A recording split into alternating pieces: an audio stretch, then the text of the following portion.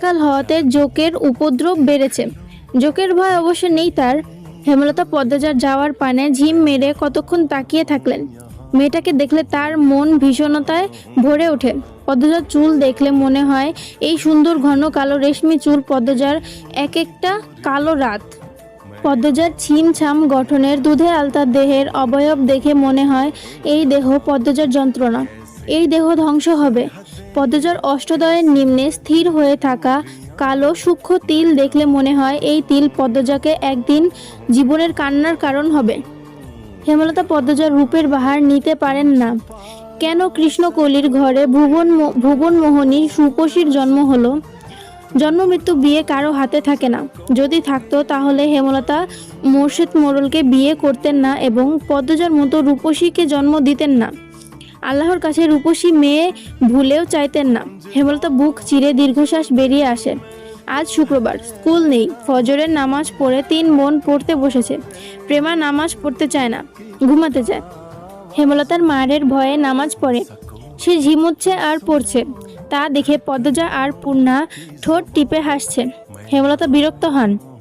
প্রেমার তো পড়া হচ্ছেই না, সেই সাথে পদ্মজা আর পূর্ণার মনোযোগও নষ্ট হচ্ছে। তিনি কর্কট কণ্ঠে ধমকে উঠলেন, প্রেমা, ঘুমাচ্ছিস কেন? ঠিক হয়ে পড়। প্রেমা সচকিত হলো।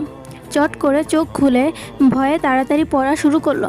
হেমলতা কিছুক্ষণ পর স্বর ভারী গলায় বললেন, পড়তে হবে না, ঘরে গিয়ে ঘুমা।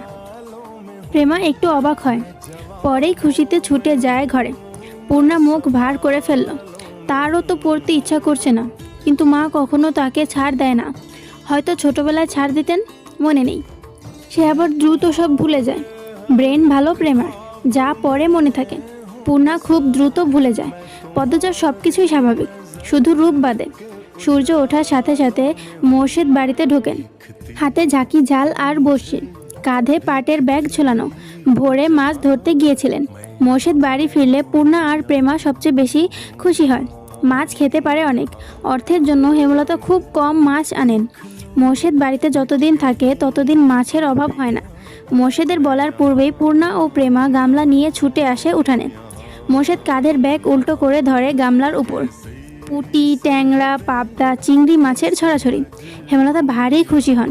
পদ্মজা লতা দিয়ে চিংড়ি খেতে খুব পছন্দ করে, আর প্রেমা পূর্ণা পছন্দ করে পাবদা মাছের পোনা। মেয়েগুলো খুব খুশি হয়েছে মাছ দেখে। তিনি জানেন মোর্শেদ বাড়ি থেকে বের হতেই পদ্মজা ছুটতে যাবে বাড়ির পেছনে লতা আনতে। হুনো লতা, আমার আম্মারে পাবদা ভুনা কইরা দিবা, সবজি টবজি দিয়ে আর আনবা না কিন্তু।